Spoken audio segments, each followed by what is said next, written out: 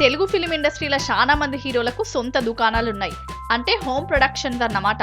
ఈ బ్యానర్లో ఎంతో మంది బడా హీరోలు వాళ్ళ వంశోద్ధారకుల్ని పరిచయం చేసుకుంటా అప్పుడప్పుడు చిన్న సినిమాలు నిర్మిస్తూ వాళ్ళ బ్యానర్ కంటూ ఒక వాల్యూ క్రియేట్ చేసుకురు.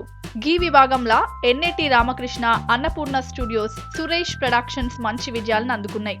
వాటితో పోటీ పడ్డదగ్గ మెగా ప్రొడక్షన్ హౌస్లు మాత్రం ఒక్క అడుగు ముందుకేస్తే 3 అడుగులు వెనకేసినాయి. చిరుకు గాల బామర్ది అల్లు అరవింద్ బ్యానర్ అయిన గీతా ఆర్ట్స్ మంచిగానే కలిసొచ్చినా తమ్ముడు నాగబాబుతో షురు చేయించిన అంజనా ప్రొడక్షన్ బ్యానర్ మాత్రం అస్సలు కలిసి రాలే. ఈ బ్యానర్ లో చిరంజీవి యాక్ట్ చేసిన రుద్రవీణ, త్రినేత్రుడు, ముగ్గురు మొనగాళ్ళు, టాలినస్ వంటి సినిమాలతో తమ్ముడు నాగబాబుకి హిట్ సినిమా ఇయ్యలేకపోయిండు చిరు. ఒక్క బావగారు బాగున్నారా తప్పించి అంజనా ప్రొడక్షన్ బ్యానర్ లా ఇంకో హిట్ సినిమా నిర్మించలేకపోయిండు నాగబాబు. అటు పవన్ కళ్యాణ్ తో ఈ మెగా బ్రదర్ నిర్మించిన గుడుంబ శంకర్ కూడా అట్ట ఫ్లాప్ అయినుండే. గా తర్వాత రామ్ చరణ్ తో తీసిన ఆరెంజ్ కూడా గీ తీర్లనే డిసాస్టర్ లిస్ట్ చేరింది.